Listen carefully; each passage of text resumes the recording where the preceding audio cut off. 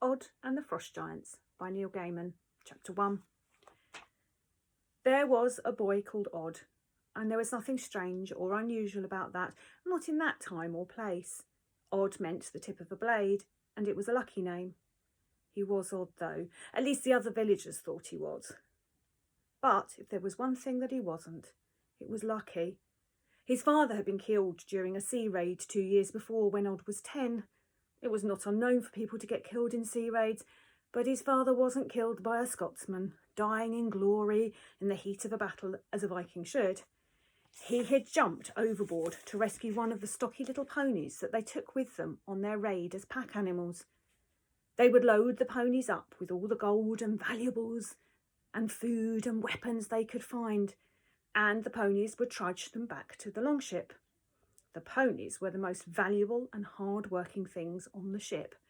After Olaf the Tall was killed by a Scotsman, Odd's father had to look after the ponies.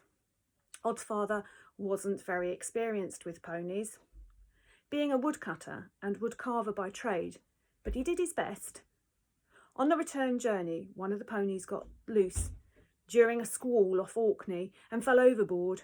Odd's father jumped into the grey sea with a rope, pulled the pony back to the ship, and, with the other Vikings, hauled it back on deck. He died before the next morning of the cold and the wet and the water in his lungs. When they returned to Norway, they told Odd's mother, and Odd's mother told Odd. Odd just shrugged. He didn't cry. He wouldn't say anything. Nobody knew what Odd was feeling on the inside. Nobody knew what he thought. And in a village on the banks of a fjord where everybody knew everybody's business, that was infuriating. There was no full-time Vikings back then. Everybody had a job.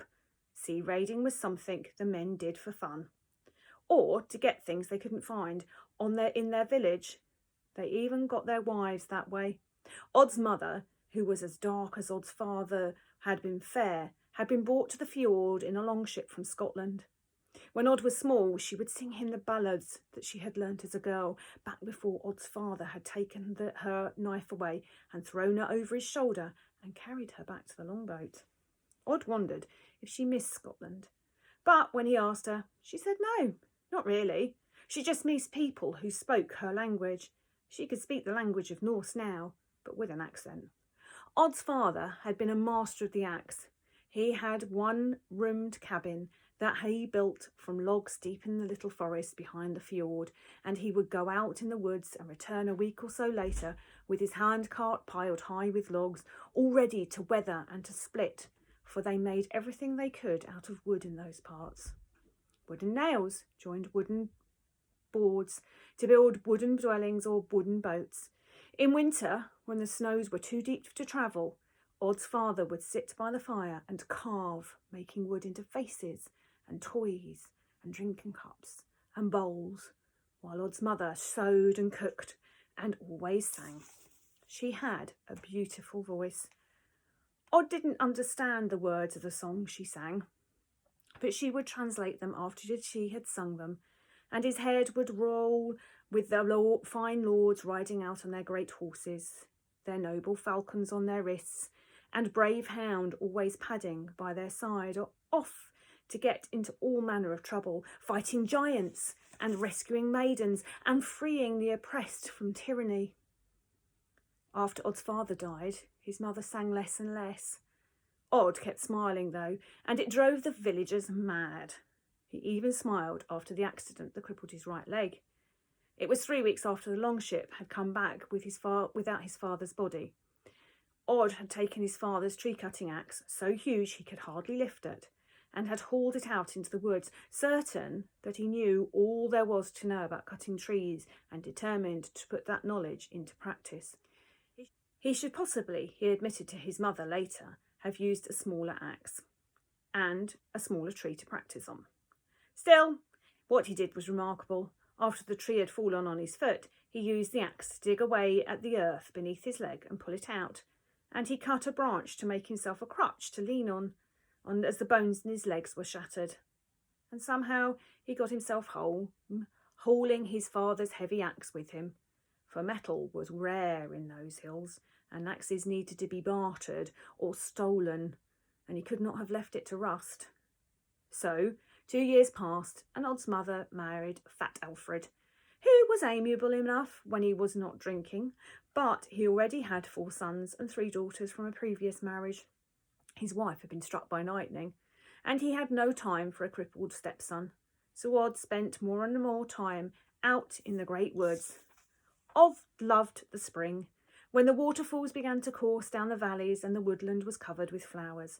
He liked summer, when the first berries began to ripen, and autumn, when there were nuts and small apples. Odd did not care for winter, when the villagers spent so much time in the village's great hall eating root vegetables and salted meat. In winter, the men would fight and fart and sing and sleep and wake and fight again, and the women would shake their heads and sew and knit and mend. By March, the worst of the winter would be over. The snow would thaw, the rivers begin to run, and the world would wake into itself again. Not that year. Winter hung there, like an invalid refusing to die. Day after grey day, the ice stayed hard. The world remained unfriendly and cold. In the village, people got on each other's nerves. They'd been staring at each other across the great hall for 4 months now. It was the time for the men to make the long boat seaworthy, time for the women to start clearing the ground for planting. The games became nasty.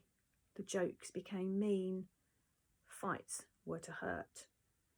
Which is why one morning at the end of March, some hours before the sun was up, when the frost was hard and the ground still like iron, when Fat Alfred and his children and Odd's mother were still asleep, Odd put on his thickest, warmest clothes. He stole a side of smoke-blackened salmon from where it hung in the rafters of Fat Alfred's house, and a fire pot with a handful of glowing embers from the fire, and he took his father's second best axe, which was tied by a leather thong to his belt, and he limped out into the woods. The snow was deep and treacherous, with thick, shiny crust of ice on top. It would have been hard walking for a man with 2 good legs, but for a boy with 1 good leg and 1 very bad leg, and a wooden crutch, every hill was a mountain. Odd crossed a frozen lake, which should have melted weeks before, and went deep into the woods until he reached his father's old wood-cutting hut. The days seemed almost as short as they had been in midwinter, and although it was only mid-afternoon, it was as dark as night by the time he reached his destination. The door was blocked by snow, and Odd had to take a wooden spade and dig it out before he could enter. He fed the fire pot with kindling and tended it until he felt safe transferring the fire into the fireplace, where the old logs were dry. On the floor, he found a lump of wood, slightly bigger than his fist. He was going to throw it onto the fire when his fingers felt a carving on the small wooden block, and so he put it to one side to look at it when it was light. He gathered snow in a small pan and melted it over the fire, and ate smoked fish with hot berry water. It was good. There were blankets in the corner still, and straw-stuffed mattress, and he could imagine that the little room smelled of his father, and nobody hit him or called him cripple or idiot.